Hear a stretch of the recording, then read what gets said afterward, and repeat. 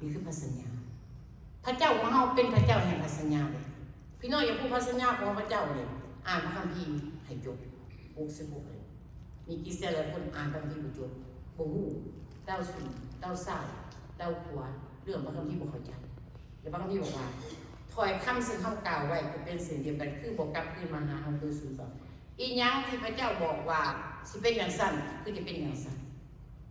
พระเจ้าสั่งพระเยซูบอกว่าเสาวัดทางทั้งหลายออกไปสั่งสอนสงสารเขาที่ใส่ทานไป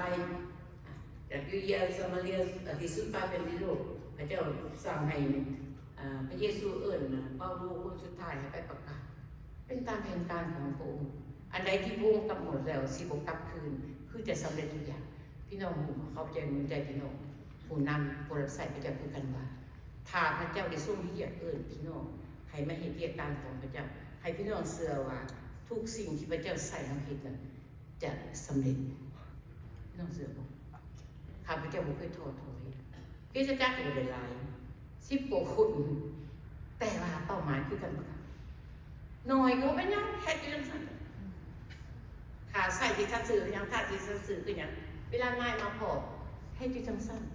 เฮ็ดอยู่จังซั่นบางทีขาใส่ที่ทัดที่ทัดสื่อเนี่ยเมื่อนายมาเบิ่งเห็นเฮ็ดอยู่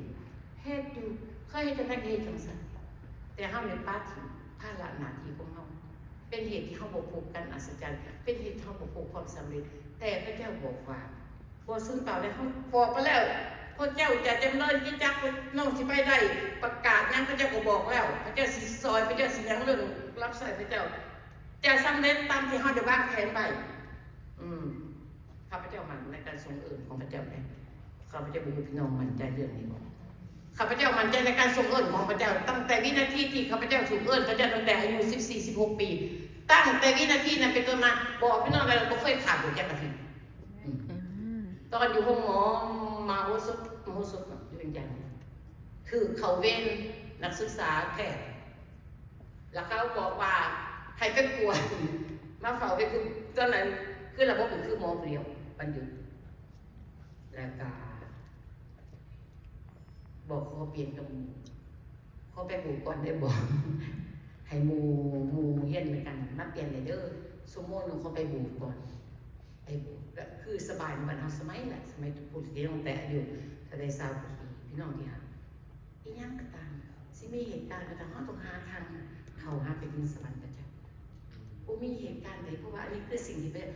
เจ้าเอื้อนค่ะพระเจ้าเมื่ออายุ14 ปีตั้งแต่วินาทีเป็นนั่นเป็นมาถวายตัวจนถึงในปัจจุบันนี้ในถึงเวลานี้พี่น้องนับขึ้นหลังตั้งแต่14-16น่ะที่มี76มีพี่น้องหลายคนบอกข้าพเจ้า75ข้าพเจ้า78ก็ยังเป็นต่อได้ไปพี่น้องเมื่อนึงนะอาจารย์เบิ่งไหนลูกนี่78เลยเหมือนกันเขาก็จะบอกเขาเป็น76คือกันเขาก็ใกล้ๆเที่ยงๆเพิ่นนั่นแหละลูกมาไปบ่ไหวเลยได้นี่มาแทงล่ะสิหาเด็กหน่อยเด็กลุงมาเป็นผู้ซอยอาจารย์ก็บ่มีเขานี้มาจากโบสถ์เขาปุ๊บมันเหลือแต่ลุงกับสมาชิกบางคนคือลงอยู่ไปแล้วก็รู้78ข้าพเจ้าก็นั่งฟังก็บ่อยากบอกอายุกับเพิ่นหรอกข้าพเจ้าเป็นใจโอ้ยลุงเอ้ย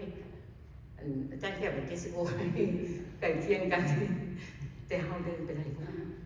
ข้าพเจ้าปฏิบัติข้าพเจ้าเก่งอยู่แต่ว่าไปด้วยทางพระเจ้า